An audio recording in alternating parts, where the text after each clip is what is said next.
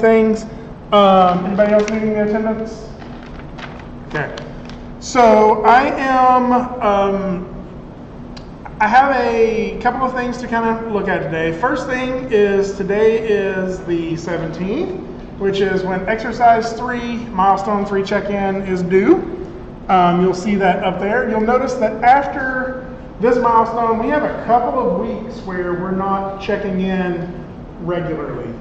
And that's really because the next milestone is your blocking animation. I would like to, I kind of tried to squeeze those in so we didn't cross over the Thanksgiving break. And so from blocking, you have a little over 2 weeks to get some polish in there, and that's our production presentation, right? So our blocking pass is pretty much your entire film blocked, like your blocking keys in there, and we're going to talk a little bit more about that today. For the next 3 class periods, I want to focus on, at least the next 2, but I think the next 3, I want to focus on animation, considering this class is called 3D animation. And so far we have not animated a single thing, right? We've been making the assets, and the way I kind of factor that is that we are creating an animation, not animating, right? Like we are the whole production of animation. And so we're getting to the point though where setting keyframes is what we're going to be working on. And I realize that there's a good portion of you, if not all of you, who haven't really been animating much this semester, right? So we may need a refresher on some stuff, and that's a lot of what today's class is a refresher on process. For some of you, it may not be a refresher. For some of you, you may have not done a ton of this other than in animation fundamentals, and you may hear some significantly new stuff. So the big thing though right now, exercise 3 milestone. I'd like to check in with y'all and chat with you about that, but I'm not going to rush that. We can kind of do that over the next few days. There's a folder up in the network under submissions. It's exercise 3 milestone, and that's where you can be putting those files. New folder. So if we go back 1, there's a couple of other folders in here you'll recognize, like revisions and portfolio extra credit. Now revisions, I understand that that's probably not going to have a lot in there, partially, and that's partially my fault. I have not done a great job at keeping up with the grading this semester. My hope is to have all the grading done by the end of this week. Wish me luck. That's sort of my top tier priority right now. And so hopefully you'll start getting some stuff on that, and you'll see opportunities for revisions and opportunities for things to rework. The other thing is the portfolio extra credit. And if we go in there, we'll see that that's empty. I would encourage you to put something in there. How many of you went to the portfolio reviews? All right. That's cool. If you didn't go or you weren't able to go, again, there's one more opportunity for that. Well, kind of 2 more opportunities for that extra credit at the end of the semester with the final presentations. Those are usually a little different, mainly because that's the those are more of the final pieces. Like that's in theory what students are going to apply to jobs with, and so those presentations are a little bit more final, like the renders are more done and stuff like that. So I encourage you to come out and check those out before you have to be in that, or before you are in that class and have to go through one, right? Okay, I feel like that was predominantly most of everything I wanted to talk about. Oh yeah, so what is in the milestone today? Exercise 3 milestone, approximately 90% of the models, so that means you've finished most of the models you need, right? And about half of those textured, right? I recognize that's the one that people are probably not, probably going to fall a little short on. As many of the, I'm going to be a little like lenient on that one.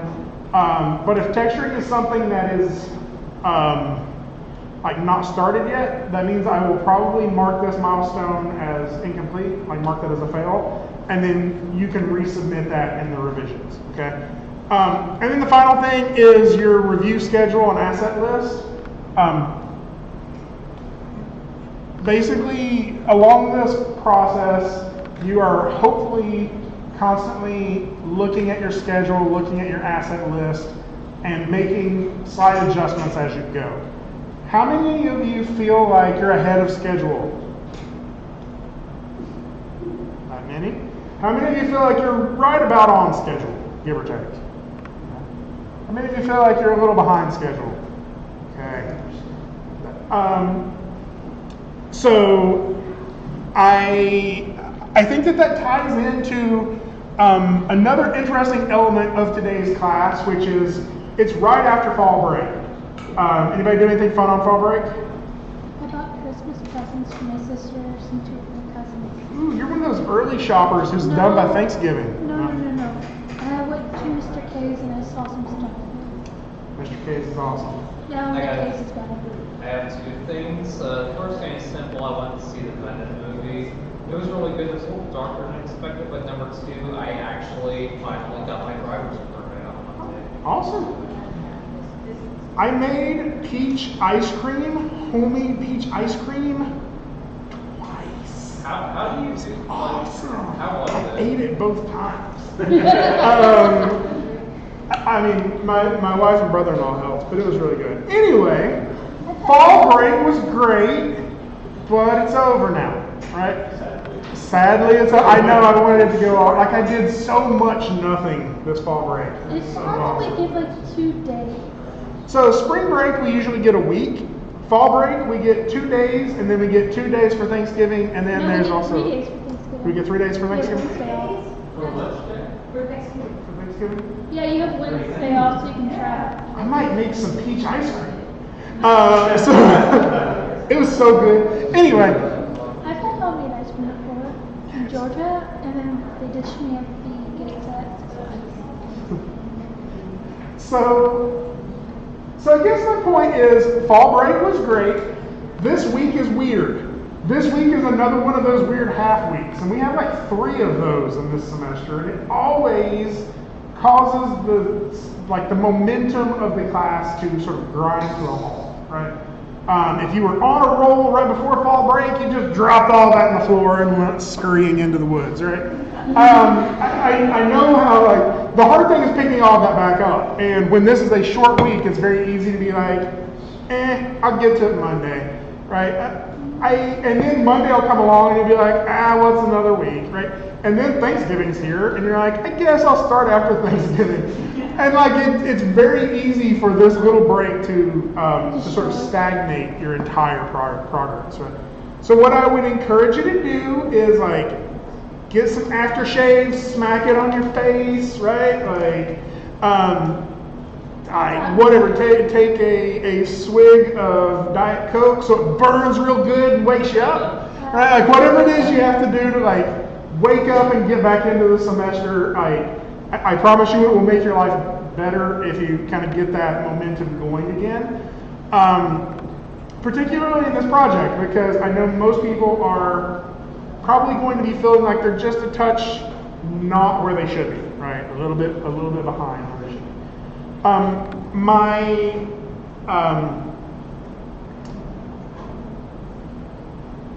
So I guess the way I would think about this is to ask yourself how much of the work you're getting done on this are you doing in class time?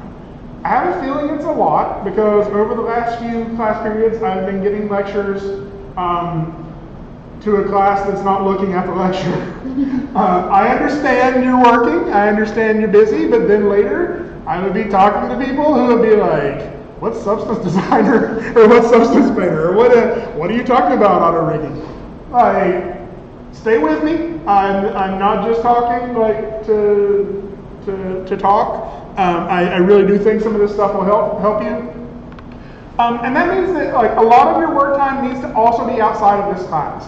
So be honest with yourself. Do your own little audit of yourself and say, how many hours this week did I work on this project outside of class? Is the answer 1? Is the answer -3? Like, is it none? How do you get a negative? Like, I don't know, it could be done. So if that's the case, like, I mean, I think that's actually just the challenge is saying, this week I'm going to put 5 hours outside of class into this project, but this week I'm going to try to up that amount. The interesting thing about digital media is, to me, if I had a way of like you proving the amount of hours you were putting in, I would grade that over the project. Like, getting a good result, half the time is luck, right? Getting better is only going to happen with extra effort, right? Extra time you put into it, right? I think I'd make an A on everything because I just sat here and I struggled. Exactly. Well, that's cool. But every time you're struggling with it, you're getting better at something, right? So that's what I really want you to like keep fighting with this stuff. So when you come out the other end of this class, you can say, I had something that that I'm happy with, or I grew in some way that I'm capable of doing something now I wasn't before. I will say, if you went to midpoint review, if you went to portfolio review, I'm starting to see stuff show up. Actually, even Andrew had some stuff that's coming out of this class. That's not happened a lot in the past. This class has kind of been a class where you make some stuff in here, and sometimes it turns out okay, but for the most part, it was just a learning experience. And there was a handful of people who were able to show stuff that they got from this class that is actually portfolio quality work, right? I would love for that to happen more often. I would love for this to be a class where the product you get out of here is something you are proud enough to like put in your portfolio. Okay, so what I'm covering today is going to be a repeat in parts for some people, but I still think very important. It's the animation process. Yay! Arcs. Arcs rear their ugly head. I will point out, I'm being a real teacher. I made a PowerPoint and everything. Look at that. I opened up PowerPoint. That's a template, but so what I'm going to do is I'm going to kind of go through this and talk about it more than anything as a refresher for the process of making things move, right? It's got some stuff borrowed from other lectures, but primarily what I'm pulling from here is resources from projects I've worked on as examples. So this is how you animate right there. You need some yarn, you need a couple of needles. Now, I think a lot of people think of animation, because we do it on the computer, they think of it as a very technical process, right? We must hit a very specific set of buttons that end up generating our animation. But animation is less of a technical process and more of a craft, right? So the tools you use to create this is actually very simple tools. It's these three right here for the most part, right? I can teach almost anybody how to animate using these three keys. It's very easy. We know W means you're moving stuff, right? It's the tool you use to move objects around. If you want to rotate it, we use E.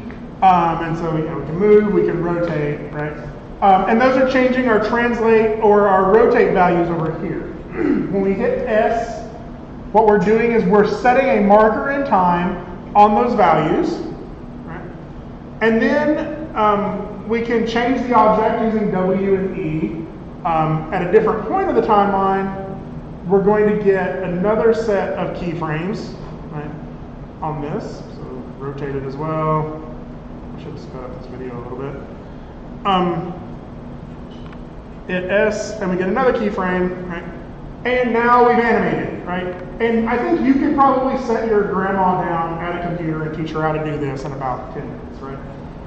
It's three keys you have to memorize, and you have to wiggle some stuff around in the viewport. Animating isn't hard. Animating well is hard, right? And what that means is we are going to use those three keys over and over to refine this animation. Maya is going to give us a very simple solution what we're going to do is refine it, right? Again, I know you know all of this, but I think it's important to recognize that your job is to craft this stuff, right? Maya's not going to give you any of that for free. And the process in which you craft it is actually pretty well defined, right? Now this is a simplified version of the entire pipeline that we're working on right now, right? So for the last few weeks, you've been working on research and concepting and modeling, and you're probably in the rigging process right now. How many of you have a rig done? How many of you started rigging? Yeah. Started a little bit of rigging? Yeah. Okay. So, and I know a good portion of you have recorded audio in my office. If you're still needing audio, we can still work with that. But all of those things are not necessarily what a character animator does. A character animator does this stuff at the bottom. Right? In fact, they don't always even render or export, but occasionally that's part of the process. So we're going to do reference, which is sort of finding real-world examples or creating real-world examples in order to craft the animation. We're going to do blocking, which is finding the key storytelling elements of that. Right? We're going to do blocking plus, which isn't really listed on this. I kind of lumped that under blocking. After we've done all of our posing, we're going to spline that using the graph editor. And then polish is that stuff that you probably haven't even got a chance to do yet. College is sort of notorious for like sort of you have to rush to get the project done, and I'm sure there have been some projects you've turned in without even being able to open up the graph editor and do any splining on it, right? Much less get all the way to the polish pass, which is like your third or fourth splining pass, right? Your polish pass is all of that little bitty tiny stuff that you feel but don't necessarily see, right? When your character's fingers come together, you actually get a little bit of bend in the tips of the fingers to show that contact, right? You get drag on contact points. Literally adjusting the easing on an eye blink, so the eye blink happens a little faster, or tracking the arcs of the corners of the mouth, right? This is the level of polish. Now, you can show that to to a family member, your aunt or uncle or whatever. They're not going to notice that polish level. They may feel it and be like, oh yeah, that looks good, but something's not exactly right. That polish level is what sells you to other animators at this point, right? Getting to that polish level means that another animator looks at your work and says they can take this to completion, right? Unfortunately, like in a class like character animation or animation fundamentals, we don't always get to that polish level. In this class, I want to be done with our splining pass before Thanksgiving, and that means we will have time to get that polish level at the same time we're getting rendered, okay? And then finally, rendering and exporting. That isn't necessarily always part of the animator's process. Exporting more so than rendering. Now, one of the reasons we teach this class, or one of the reasons I teach this class the way that I do, is because I want you to have a vague understanding of everything on this list, right?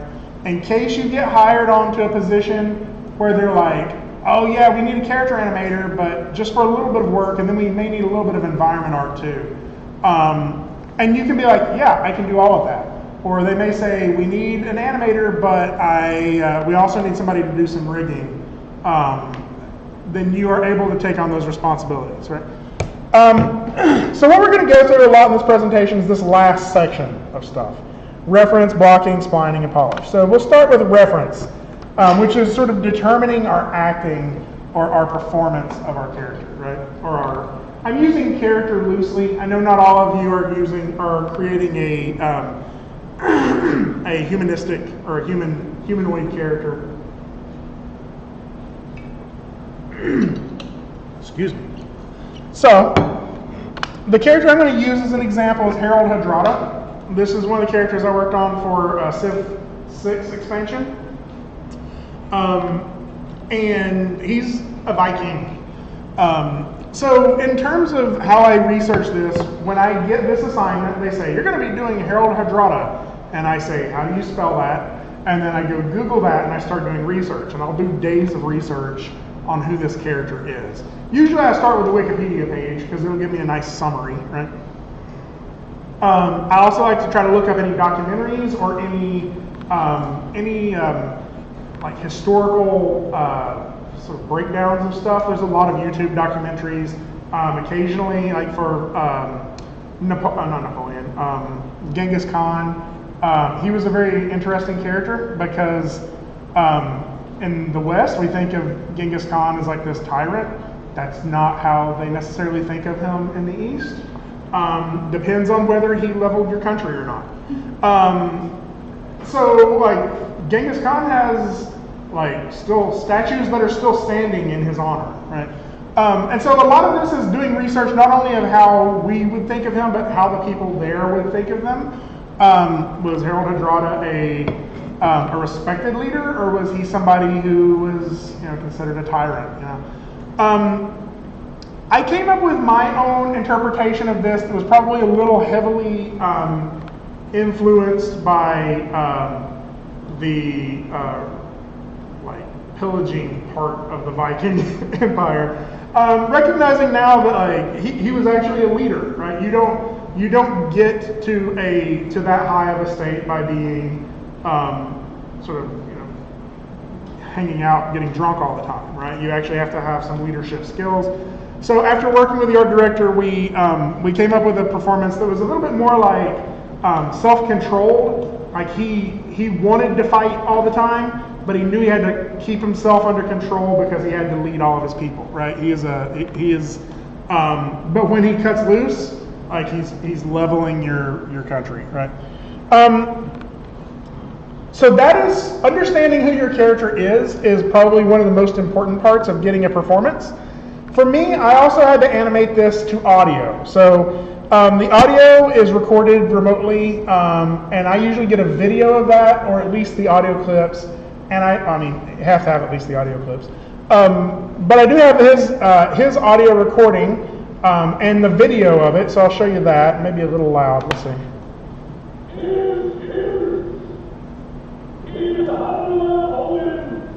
Right. So that performance is not what I'm going to use, right?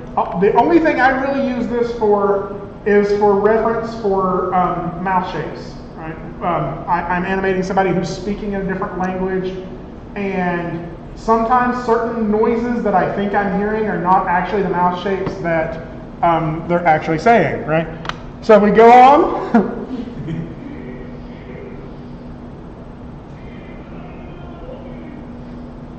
This is the performance I'm going to use, right?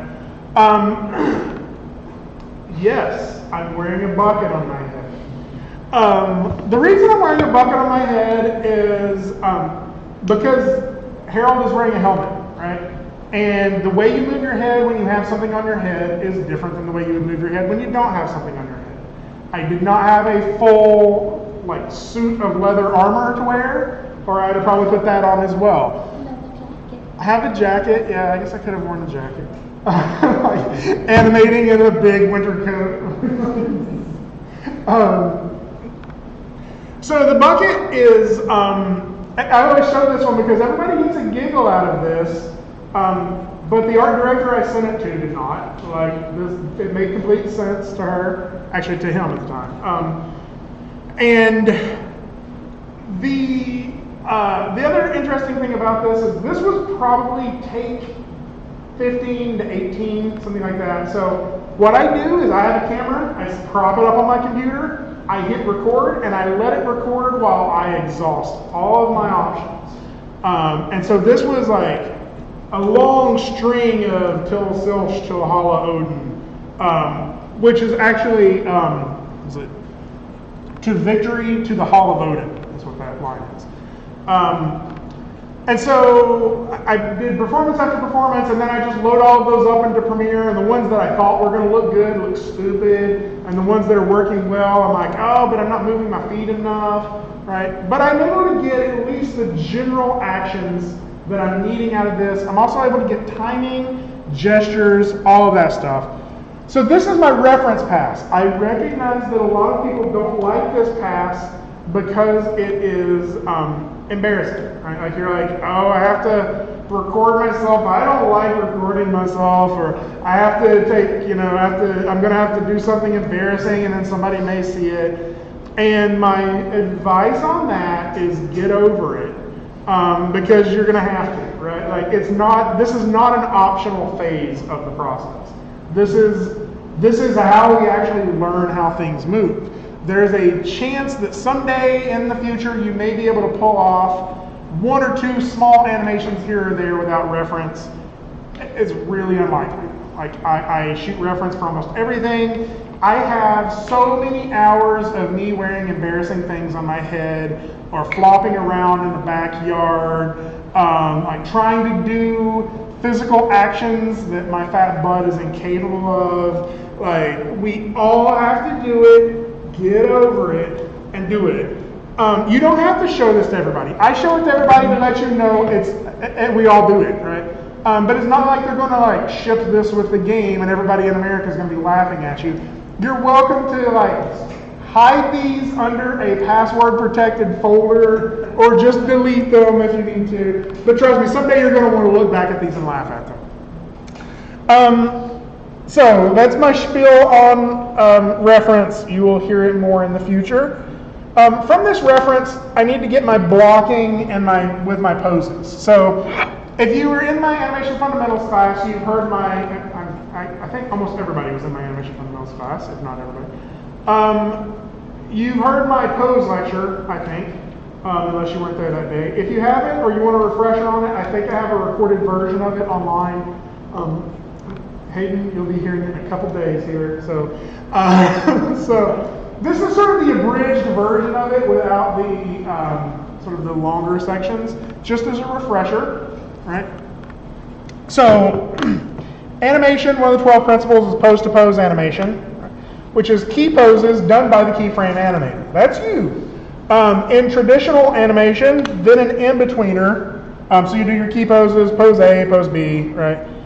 In traditional animation, the in-betweens are done by an assistant. For you, Maya is your assistant, right? And so they would do all those poses in between. So with this in mind, stronger key poses would equal stronger in-betweens, right?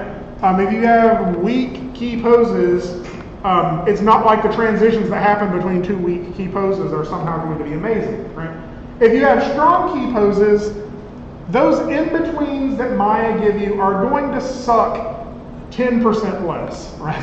Not like drastically, they're just not going to be as bad, right? You still have to push those in-betweens, but Maya's going to give you a better starting point with them as well, right?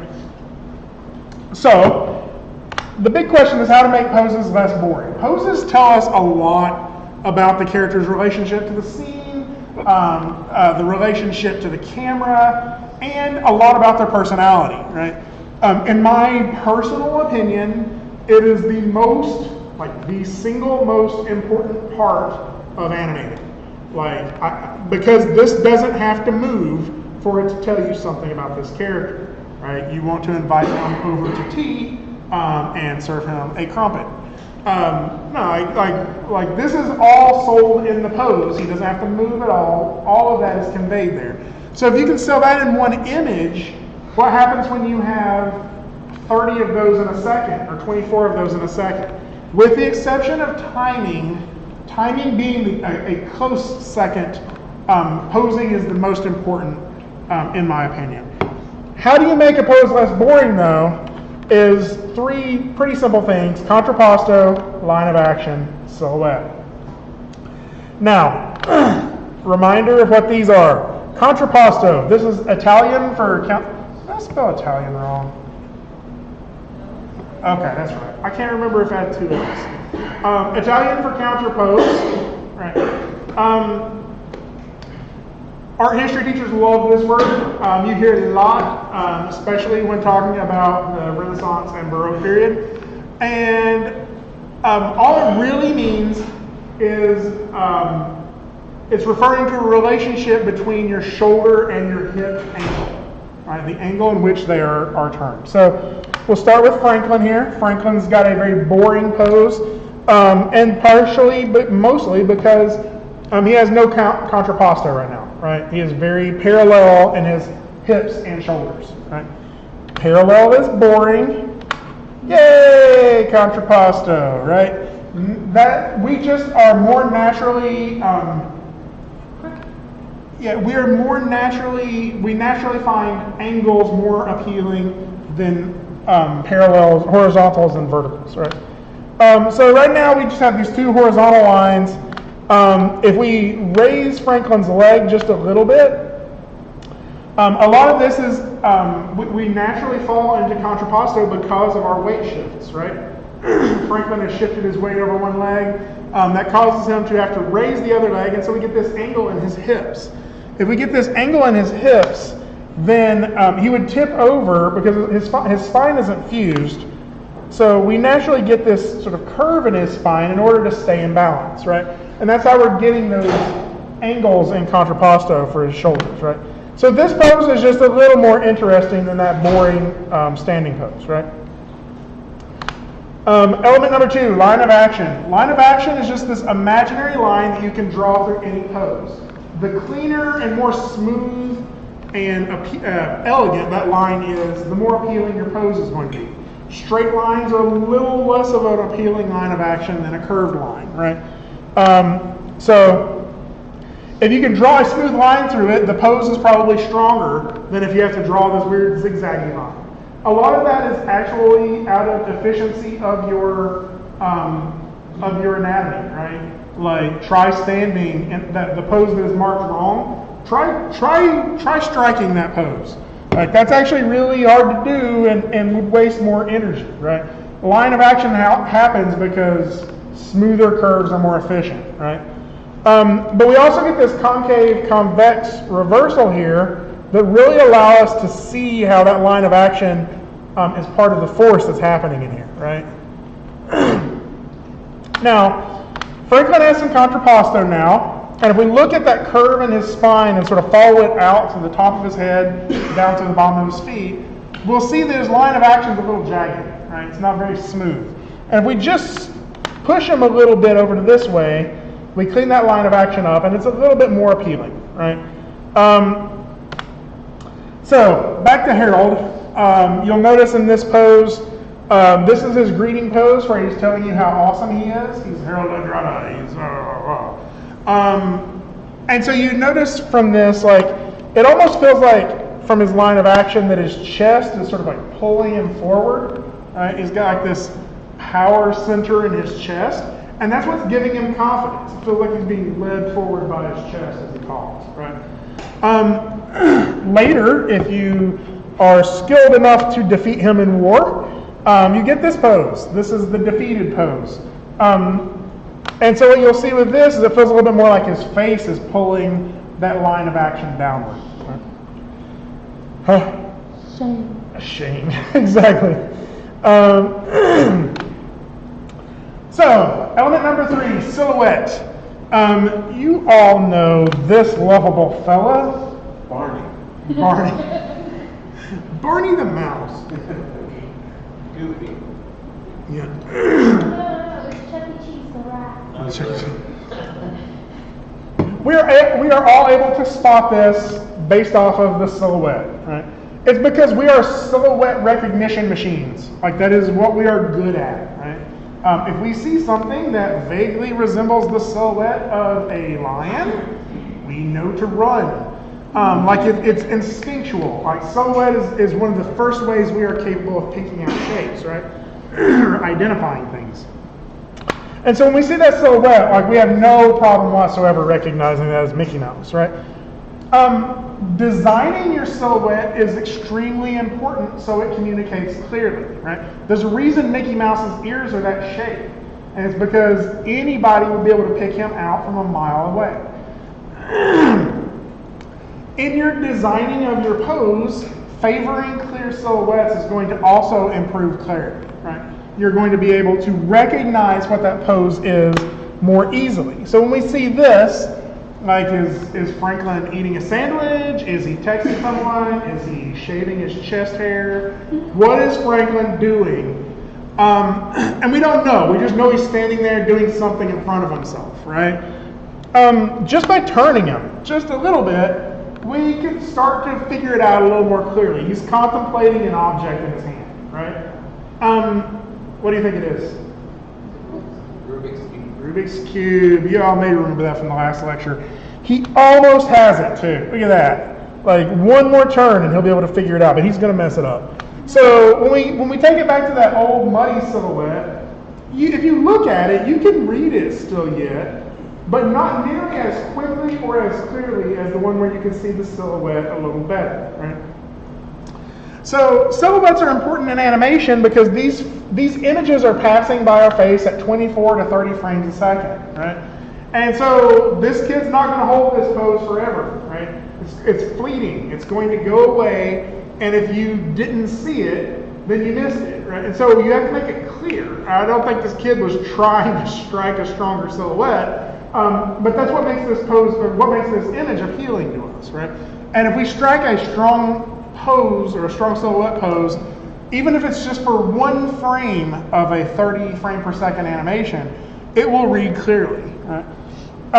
So just by pushing the silhouette a little bit, we're able to build maybe a little bit more of an appealing pose for Franklin. So back to Greg in a hat.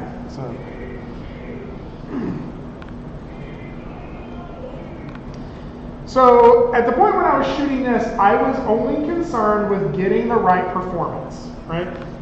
If you're an actor for film, it's the cinematographer's job, it's the director's job to make sure that they frame you in a way that your performance has good silhouette, good line of action, and all of that, right? Good composition. I was not worried about any of that. I was worried about the actual physical actions I was doing. From this reference, I can interpret these actions into a series of strong poses. So this next one may be a touch louder. This is my blocking pass of Harold for this.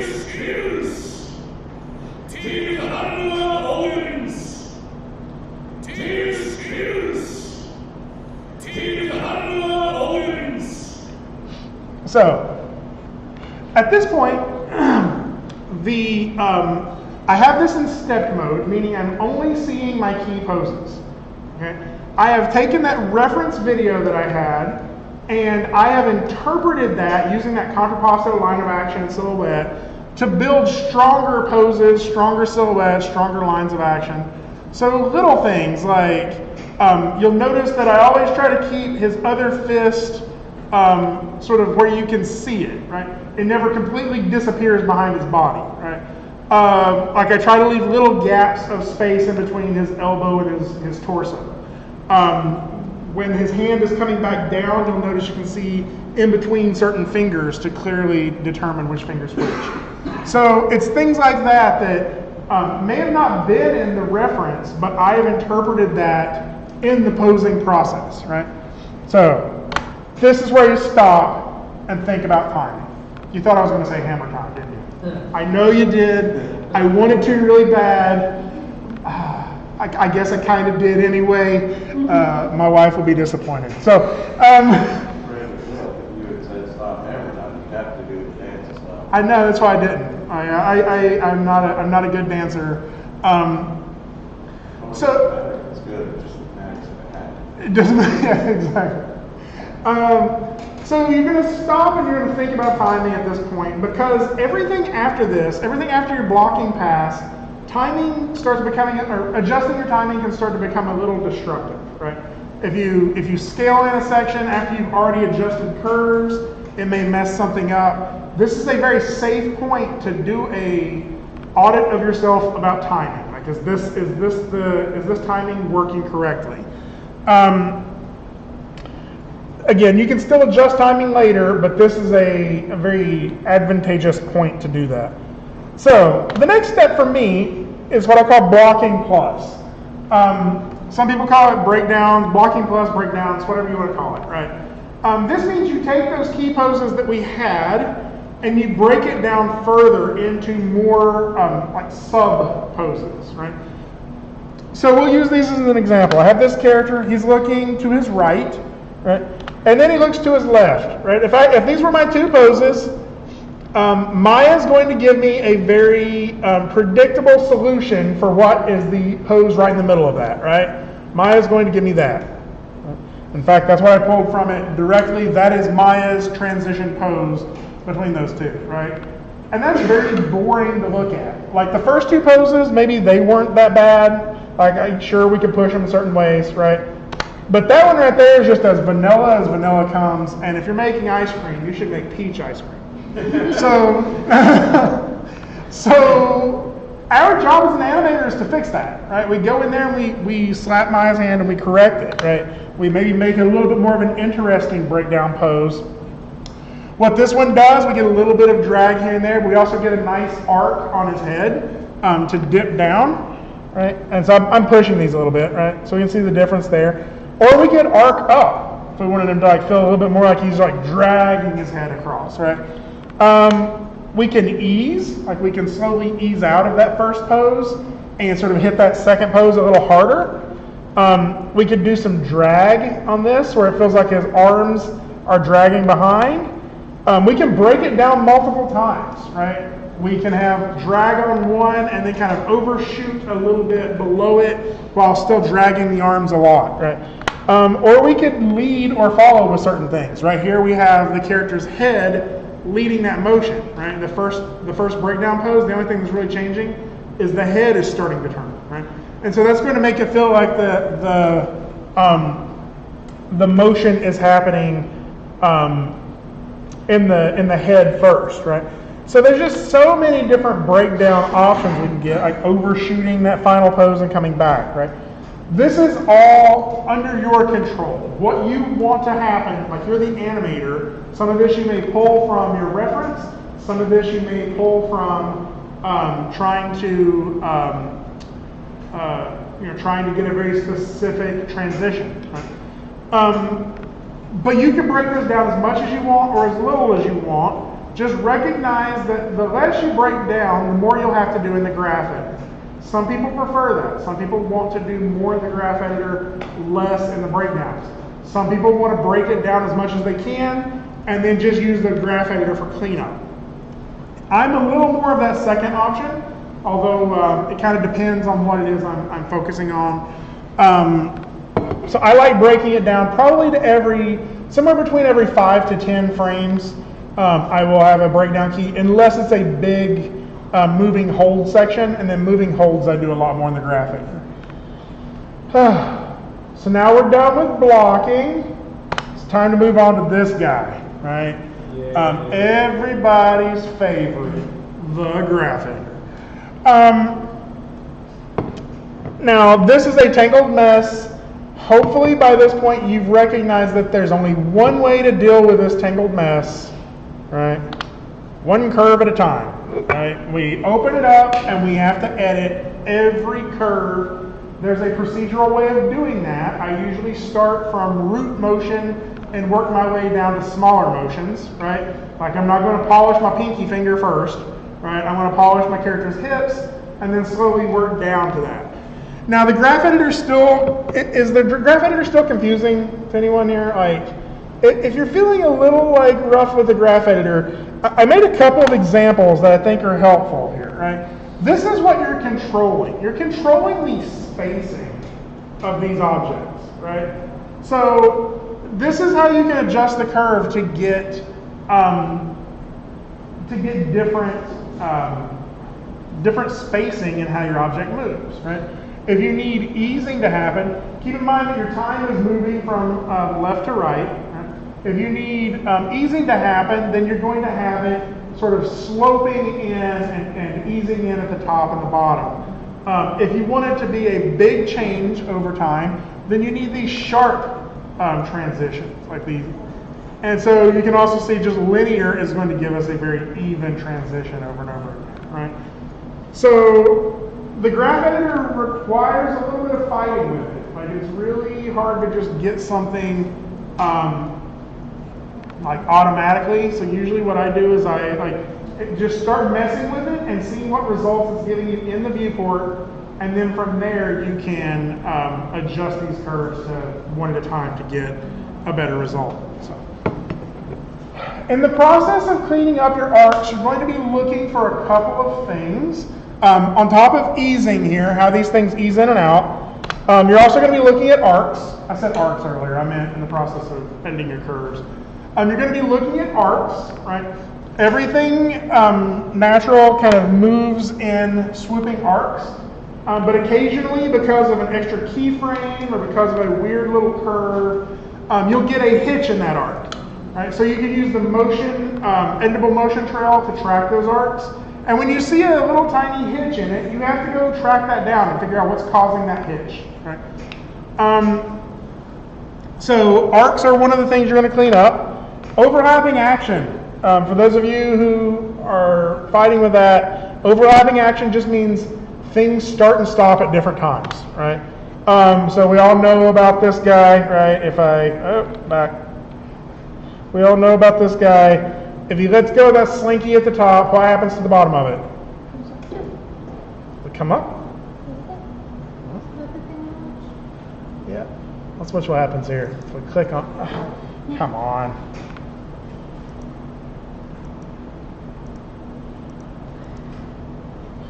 So we let go of it. Look what happens to the bottom.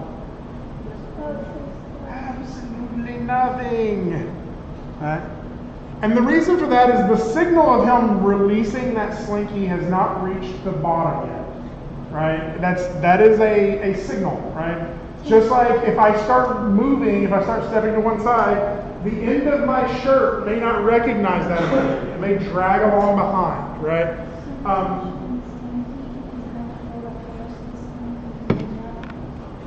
Yeah, there's some weird stuff with slow motion that we can kind of learn from this. Basically what we're saying with, the second video starts in a minute. I don't know why it takes for a second. Basically what we're saying with this is that not everything's starting and stopping at the same time, right? This blue or this purple sphere is sort of starting the motion. The other elements are reacting to it, right? And so how they react, how much overlapping action, how you treat that overlapping action tells us something about this object.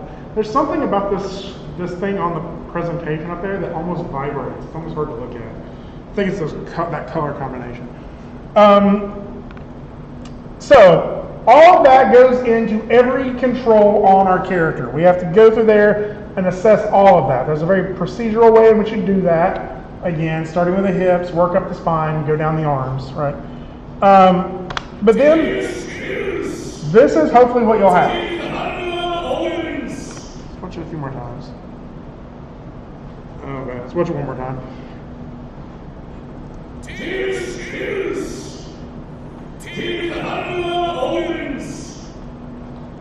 So, this is what it looks like in Maya's viewport. Not that great. But this is the finished version of it. Like this is the spline polished version of it. Again, polish is just revising it as many times as you can to put more and more detail in it. You're never going to feel finished with this. Like you always just eventually have to call it and say, you know, I can edit the same animation for 20 years. Is it worth that, or are we going to, call it finished? For me, I export this out, or actually, usually what I do is I would send this to my art director. He or she would export this out, and then they would get this into the game engine where someone else had already done all of the lighting and rendering work for it. And so the final version of this looks like this.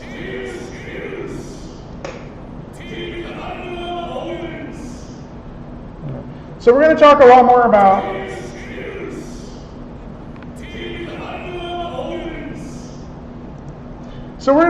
about lighting and rendering here in a bit. Not today, but in a couple of days here. Just so I can kind of help you get something set up that you're happy with, right? So that's the process. To go through it again kind of quickly, I'll use the other character from this expansion pack, Tamar of Georgia. Tamar was awesome. I loved getting to work on her. She's like probably one of my favorite characters I've ever animated. And it's because I really clearly understood what I was going for when I started animating her. I also probably animated her entire set in about half the amount of time as it took me to animate Harold's. It's like it just clicked and it went, right? When I first got it, when I first got the assignment, I was not that clear on who she was. So I did a little bit of research, again, continued to look her up. Who I eventually ended up settling on, this is what I call casting. I do this both in writing and in animation, is I pick a character that I'm very familiar with, and I associate my character with them. So for me, it was Emily Gilmore. Anybody watch the Gilmore Girls? You need to watch the Gilmore Girls. I don't care what people say. It's a great, great show. Emily is awesome. She's super fancy schmancy. She's like very rich, very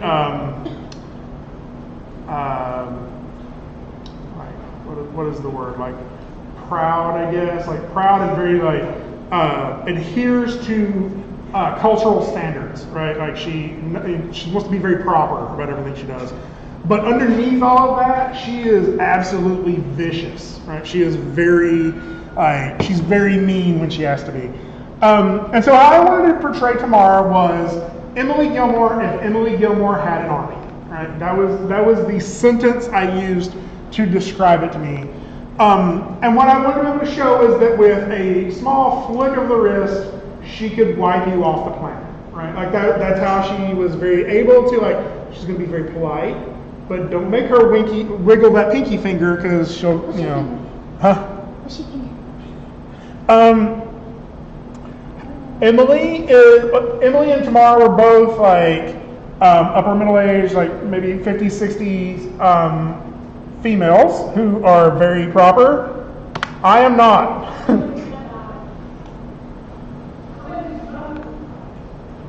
So, despite all of that, I still need to get video reference, right? If you have some friend who is, suits that body type more, suits that personality more, and they're good at acting, you can always ask them for help. But for me, I wanted to be in control of this performance, and so I used a combination of different things. I did my best to adhere to some of the posing elements that I thought would appear in that acting. And then I corrected for them later if I wasn't very good at it. So for example, if I wanted her to feel very dignified, I wanted her to kind of tuck her elbows in a lot, keep her arms bent a lot. Like she's always kind of has these more regal poses, right?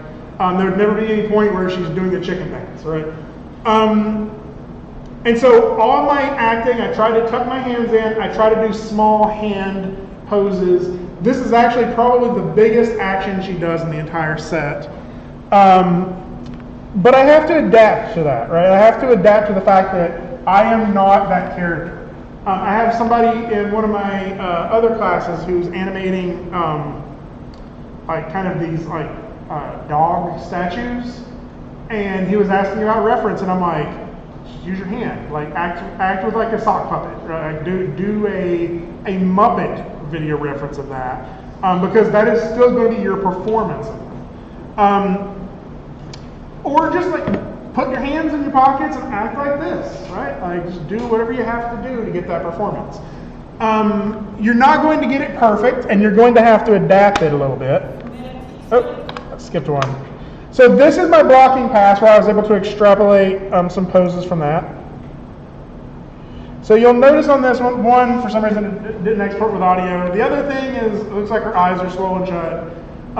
This is actually a limitation of the rig. There was a bug in it that would not allow, like for some reason the eyes would close when I was in step mode.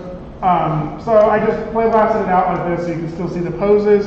Her eyes are actually open in the final thing. But you get the idea of what the performance is.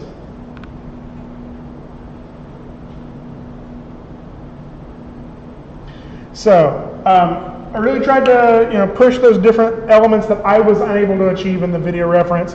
I also watched a lot of reference of how Emily moved and Maggie Smith in the Downton Abbey series.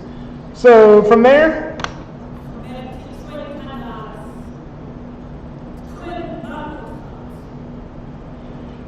and finally the rendered version.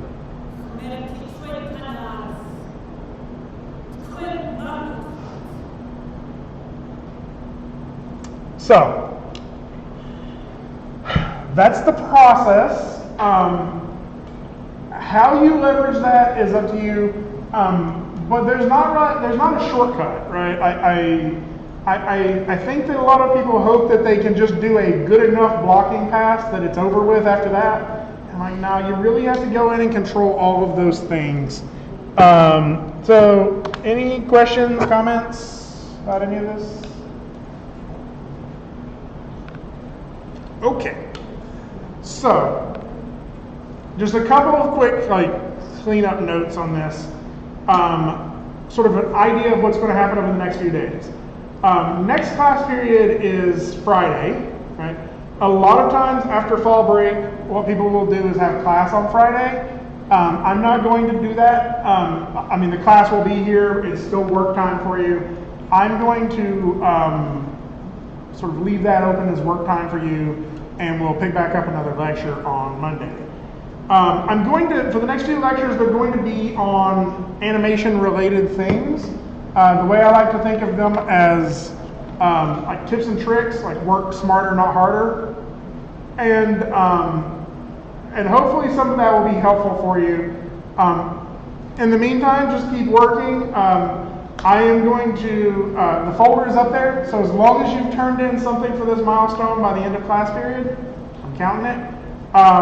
And for the rest of the class, I'm going to go ahead and end this video, upload it to YouTube, and kind of walk around and help out however I can for whoever needs help. I'd also be interested in checking out your milestones. Again, I recognize I'm behind on the grading. I am going to catch up on that, and I apologize for that. So, all right, end of lecture.